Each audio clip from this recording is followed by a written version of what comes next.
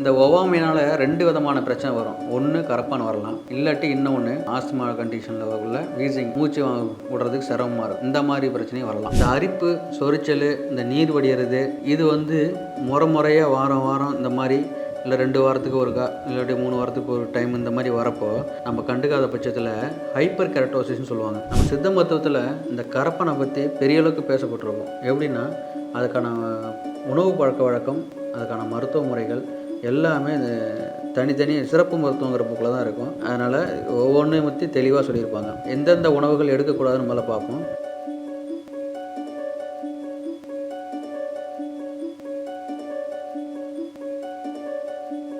Health cafe நேயர்களுக்கு அனைவருக்கும் வணக்கம். இன்றைக்கி நம்ம எதை பற்றி பார்க்க போகிறோம் அப்படின்னா, கரப்பான் அப்படிங்கிற எக்ஸிமா சொல்லக்கூடிய ஒரு நோயை பற்றி தான் பேச போகிறோம். எக்ஸிமான்னு நம்ம ஆங்கிலத்தில் சொல்லுவோம், நம்ம சித்த மருத்துவத்தில் கரப்பான்னு சொல்லுவாங்க. இதை ஒரு 7 வகையாக பிரிச்சிருப்பாங்க. அதுக்கான மருத்துவ முறைகளும் கொடுப்பாங்க. கரப்பான்னா என்ன அப்படின்னு பார்த்தீங்கன்னா, ஏன் வருது, இதுக்கான மருத்துவ முறைகள் என்னென்ன, முழுவதுமாக குணப்படுத்த முடியுமா முடியாதா, இதை பற்றி தான் இன்றைக்கி பார்க்க போகிறோம். முதல்ல கரப்பான் ஏன் வருது அப்படின்னா, ஒவ்வாமை தான். சில பேருக்கு உணவு ஒத்துக்காது, சில பேருக்கு அணிகிற உடையே ஒத்துக்காது, சில பேருக்கு வாட்ச் போட்டால் அலர்ஜி ஆகும், சில பேருக்கு கோல்டு ஒத்துக்காது. இந்த மாதிரி ஏதோ ஒரு ஒவ்வாமை ஒரு இனிஷியலாக தெரியுது அப்படின்னா உடனே ஒரு மருத்துவர் அணுகி அதுக்கான மருத்துவம் எடுக்கணும். இல்லைன்னா மறுபடியும் திரும்ப வரும். இப்போ ஒரு மாத்திரை ஒரு சிட்டிசன் போடுறாங்க, குறைஞ்சிருது, அப்புறம் ஒரு 2-3 நாள் கழிச்சு திரும்ப வருது. இந்த மாதிரி ஒரு சூழ்நிலை இருக்கிறப்ப நாளாக இந்த மாதிரி ஒரு நோய் வர்றதுக்கு காரணமாகவும் இருக்கு. இந்த ஒவ்வாமையினால 2 விதமான பிரச்சனை வரும். ஒன்று கரப்பான் வரலாம், இல்லாட்டி இன்னொன்று ஆஸ்துமா கண்டிஷனில் உள்ள வீசிங், மூச்சு விடுறதுக்கு சிரமமாக இருக்கும். இந்த மாதிரி பிரச்சனையும் வரலாம். இப்போ நம்ம இன்னைக்கு கரப்பானை பற்றி பார்ப்போம். இது எந்த மாதிரி ஆரம்பிக்கும் அப்படின்னா, அரிப்பு கடுமையாக இருக்கும். அரிப்பு இப்போ ஒரு இடத்துல ஒத்துக்கலை அப்படின்னா கடுமையான அரிப்பு இருக்கும். நீங்கள் அதை பிடிச்சி சொறிகிறீங்க அப்படின்னா, கையில் ஏதாவது சீப்பு வச்சுருக்கீங்க, பேனா வச்சுருக்கீங்கன்னா கூட அதை வச்சு சொறிகிற அளவுக்கு, சொறிகிறப்ப கொஞ்சம் உனக்கே இருக்கிற மாதிரி இருக்கும். நல்லா சொறிவீங்க. சொறிகிறப்ப அந்த இடம் ஒரு ரெட்னஸாக, ஒரு கலர் ஒரு சிவப்பு கலராக செவந்த மாதிரி காணப்படும். அடுத்த கட்டமாக அதில் இந்த வேர்க்கோர் கொப்பளம் மாதிரி சின்ன சின்ன கொப்பளமாக அடுத்த ஒரு வாரத்தில் தெரியும். அதுக்கு நீங்கள் ஏதோ ஒரு மருத்துவம் பண்ணுறீங்க அப்படின்னா அது குறையும். அப்புறம் மறுபடியும் திரும்ப வரும். அந்த வேர்க்கோர் கொப்பளம் மாதிரி வரும். அதில் நீங்கள் திரும்ப சொறிகிற மாதிரி சொறிகிறீங்க அப்படின்னா நீர்த்துளி, பனிநீர் மாதிரி சின்ன நீர்த்துளி அங்கங்கே அந்த வேர்வை சொரிஞ்சிங்கன்னா நீர் வரும். அதுக்கப்புறம் போயிட்டு நீங்கள் ஏதாவது குளிக்கிறீங்க அப்படின்னா அந்த எரிச்சல் குறைஞ்ச மாதிரி இருக்கும். ஏதாவது குளிக்கிறீங்க, ஏதாவது தண்ணி படுதுன்னா எரிச்சல் குறைஞ்ச மாதிரி இருக்கும். அந்த சொரிஞ்ச இடத்துல ரொம்ப கடுமையான எரிச்சல் இருக்கும். ஆனால் குளிக்கிறப்போ இந்த அரிப்பு, சொரிச்சல், இந்த நீர் வடிகிறது, இது முறையாக வாரம் வாரம் இந்த மாதிரி இல்லை 2 வாரத்துக்கு ஒருக்கா இல்லாட்டி 3 வாரத்துக்கு ஒரு டைம் இந்த மாதிரி வரப்போ நம்ம கண்டுக்காத பட்சத்தில் ஹைப்பர் கெரட்டோசிஸ்ன்னு சொல்லுவாங்க. ஹைப்பர் கெரட்டோசிஸ் அப்படின்னா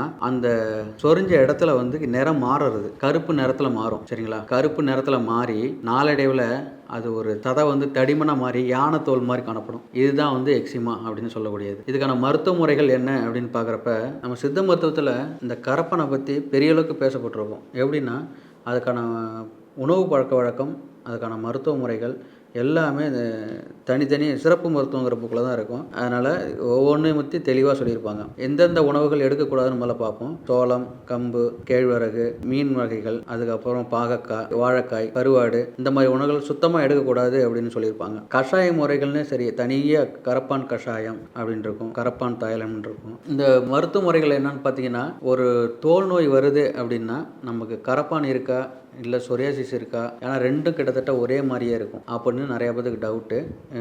சாதாரணமாக ஃபங்கல் இன்ஃபெக்ஷன் சொல்லக்கூடியவங்க கூட எனக்கு சொரியாசிஸ் இருக்குது அப்படின்ட்டு அந்த பெரும் ஃபங்கல் இன்ஃபெக்ஷனை வச்சுக்கிட்டு 5 வருஷம் 6 வருஷம் வைத்தியம் பண்ணிக்கிட்டு சொரியாசிஸ்னு வந்த பேஷண்ட்டு ஏராளம். அதனால் ஒரு தோல் நோய் இருக்குது அப்படின்னா அதை நீ என்னன்னு முதல்ல ஒரு கன்ஃபர்மேஷன் பண்ணிக்கங்க. இது நமக்கு ஃபங்கல் இன்ஃபெக்ஷனா, எக்ஸிமாவா, சொரியாசிஸா அப்படின்னு வகைப்படுத்திக்கிட்டு அதுக்கான மருத்துவம் எடுத்துகிற பட்சத்தில் தான் அதுலேருந்து வெளியே வர முடியும். தவிர நீங்கள் மாறி ட்ரீட்மெண்ட் பண்ணி பொதுவாக ஒரு ட்ரீட்மெண்ட் இருக்குது. நம்ம இப்போ ஆங்கில மருத்துவம் மாதிரி போனீங்கன்னா பொதுவாக ஒரு ஆன்டிஹிஸ்டமின் இருக்குது, நம்ம சித்த மருத்துவம் இருக்குது.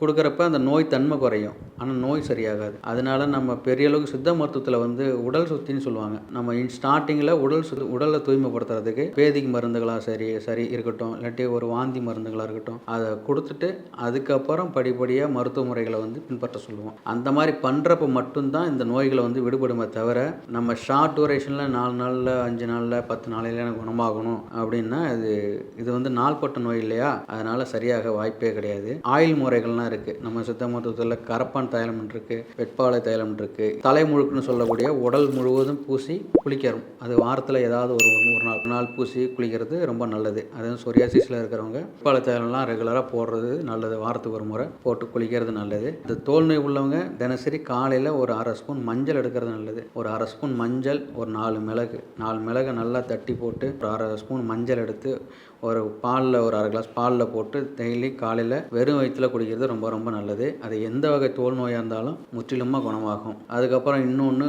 அருகம்புல்னு ஒன்று இருக்குது. அருகம்புல் ஒரு 4 மிளகு, 2 வெத்தலை, மூணையுமே ஒரு கஷாய முறையில் ஒரு 300 ml தண்ணி விட்டு ஒரு 50 ml வற்ற வச்சு காலையில் மாலையில் பருகி வரும்போது தோல் நோய்கள் சரியாகும். தோல் நோயோட உடல் சுத்திக்கு இந்த மருந்து ரொம்ப அற்புதமாக வேலை செய்யும். தோல் நோய்கள் நாள்பட்டு இருக்கிறவங்க 3 மாதத்துக்கோ 4 மாதத்துக்கோ ஒரு டைமு பேதி ரெகுலராக எடுத்துக்கிறது நல்லது. பேதி வந்து 3 மாதத்துக்கு ஒரு டைமு பேதி எடுத்துக்கிட்டு மோஷன் கரெக்டாக போகணும். அதாவது இதெல்லாம் வாத நோய்கள், இந்த இப்போ சொரியாசிஸ்லாம் வாத நோய்கள் வரும்.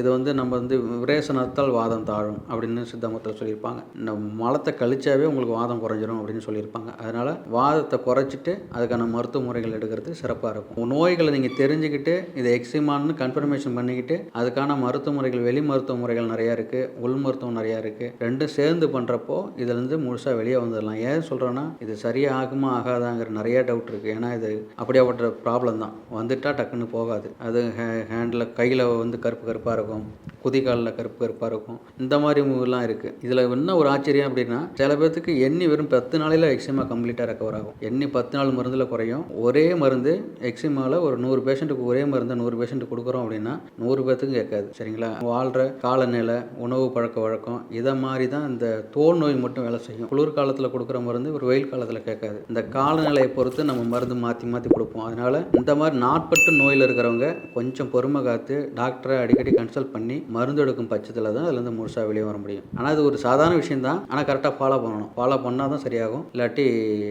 சரியாகாது. கொஞ்சம் கஷ்டம். நன்றி, வணக்கம். இந்த வீடியோ உங்களுக்கு பிடிச்சிருந்தா லைக் பண்ணுங்க, ஷேர் பண்ணுங்க, கமெண்ட் பண்ணுங்க. மறக்காம ஹெல்த் கஃபே தமிழ் சேனலை சப்ஸ்கிரைப் பண்ணிட்டு பெல் பட்டனை கிளிக் பண்ணிடுங்க.